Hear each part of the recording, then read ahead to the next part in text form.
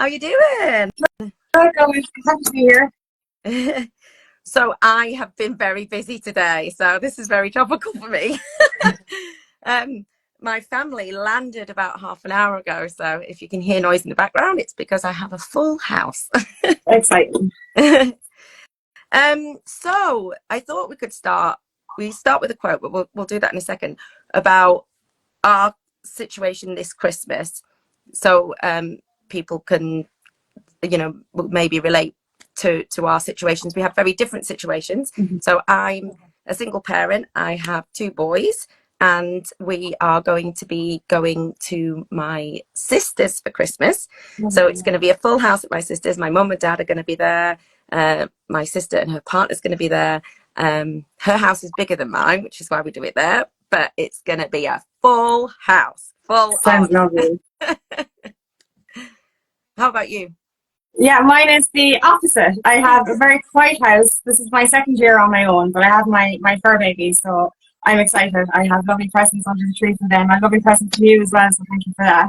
So I have something exciting to look forward to. I've all the dinner in. I'm ready to cook a nice roast for myself. So that's what I did last year as well. So even though I am spending it on my own, I'm still in the Christmas season and or the festive spirit, so it is still exciting for me. Yeah.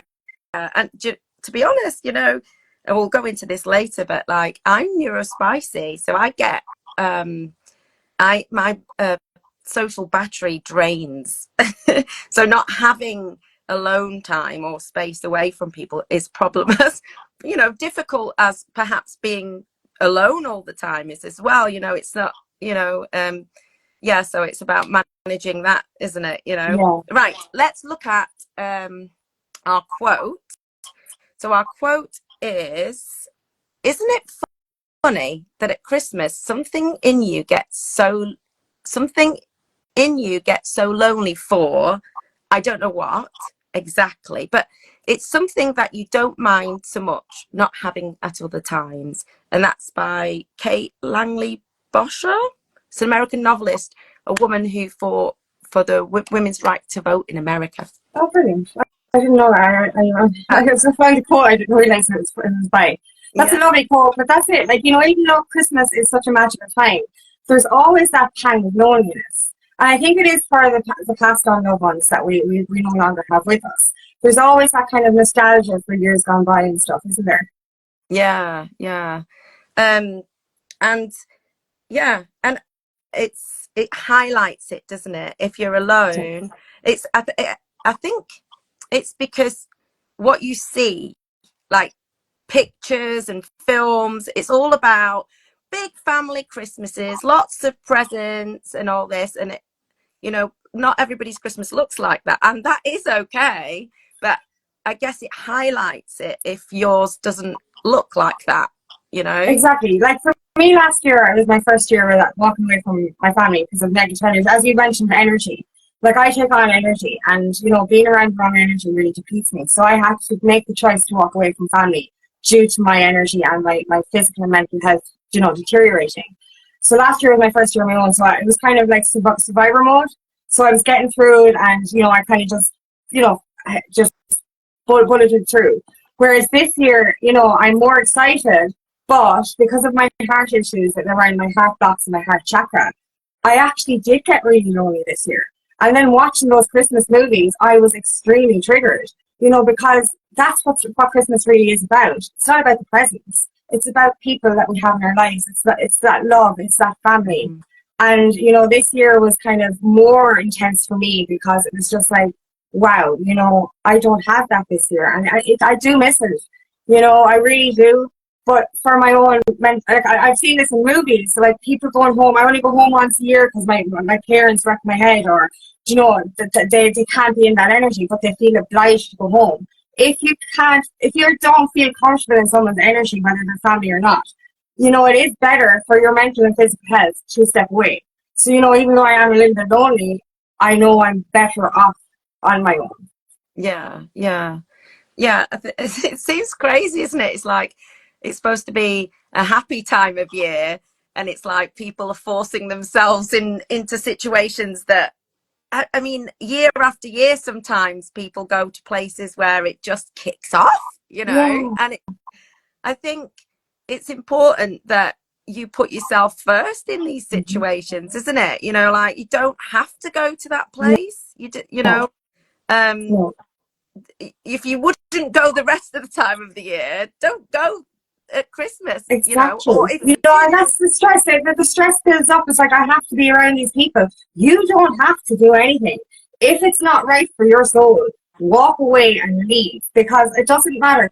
You know, there's that phrase, and I keep saying it. They say blood is thicker than water. The actual original phrase was the blood of the covenant is thicker than the water of the womb, which means your chosen family are actually going to be there with you to the end. We don't just because somebody is blood doesn't mean you have to put up with that energy. If it's not good for you, you can walk away. yeah, yeah, yeah. It doesn't matter what time of the year it is either.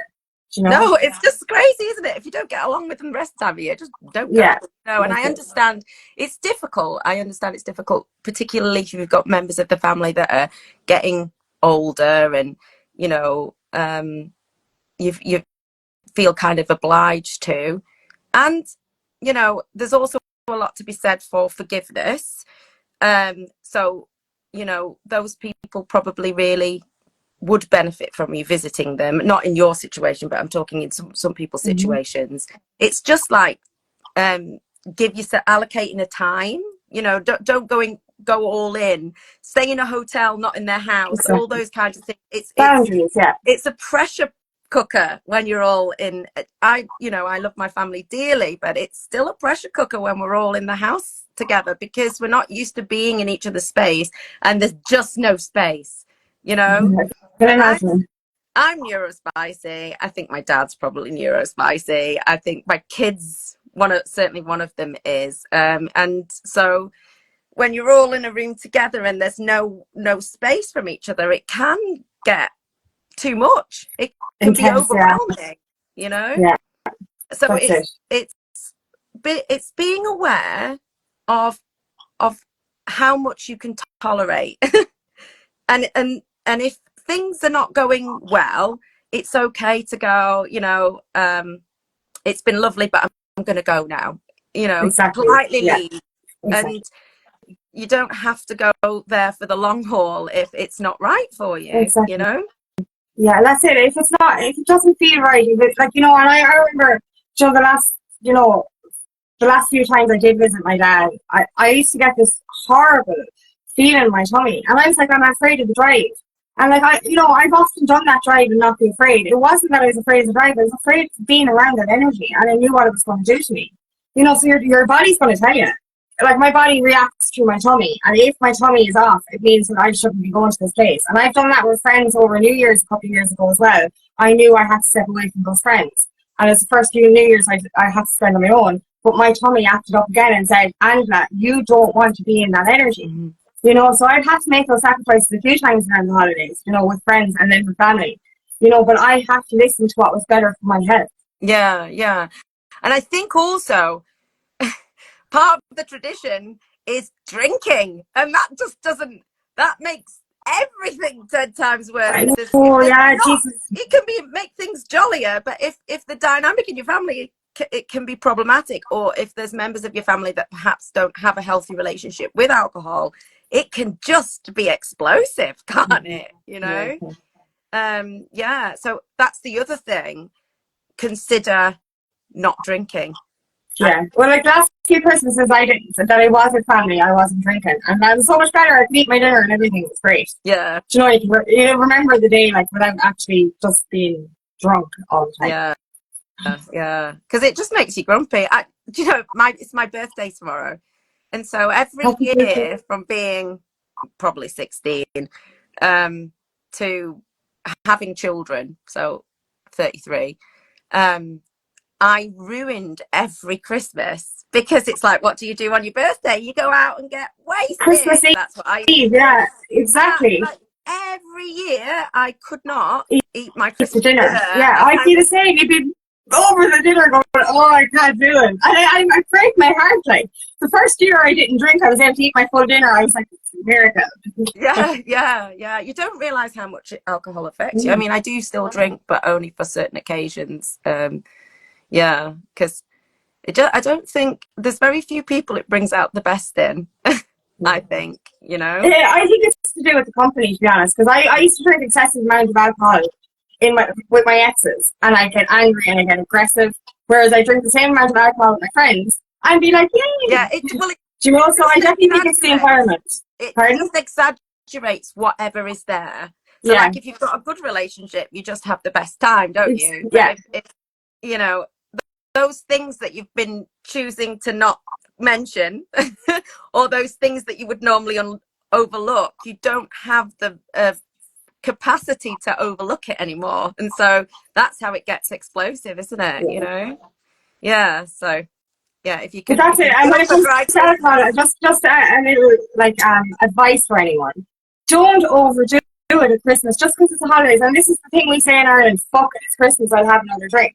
Don't overdo it. Don't lead yourself into situations where you're going to do something you regret. And do not date over the holidays when you're drinking, girls. Please, please, because alcohol leads to low inhibitions and a lot of regret. yeah, So just be mindful of how you're how you're how you are over Christmas. Everything in moderation, and look after yourselves. yeah. That's the same with like I know many years that like since having kids where I just overindulge on food and then feel terrible. Like, I'm not even enjoying it and I'm still eating the sweets. So, and then, or I overeat and then I'm not able to, I don't feel like playing the board games with the family, or I don't, yeah. So it's, remember to have a little bit of Yeah, self-control, I think. yeah, that's For it. me, That's anyway, something. I'm terrible. Well, for me as well, I'm already up for overindulging this weekend. It's like, oh, Christmas weekend.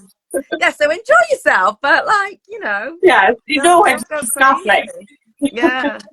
That's it. I have I get IBS and I'm like, oh, it's Christmas. I'm gonna eat lots of bread with pate, and then I'm rolling around in pain later on. Yeah, so I've always been an all or nothing type person. I find Oh, it so much stop! I'm easier. the same. I have no stop button. Yeah, yeah. I'm like a whole packet of biscuits type person, but not one biscuit. Yeah. Yeah, well, I used to be until I stopped buying the biscuits. Yeah, that's the way I control it. Yeah. So it's really hard at this time of year when there's just like sweets everywhere. But yeah. It's keeping in touch with your body, I think, and noticing when it's not feeling good anymore, Exactly. because that's what I don't do. Let's see. So,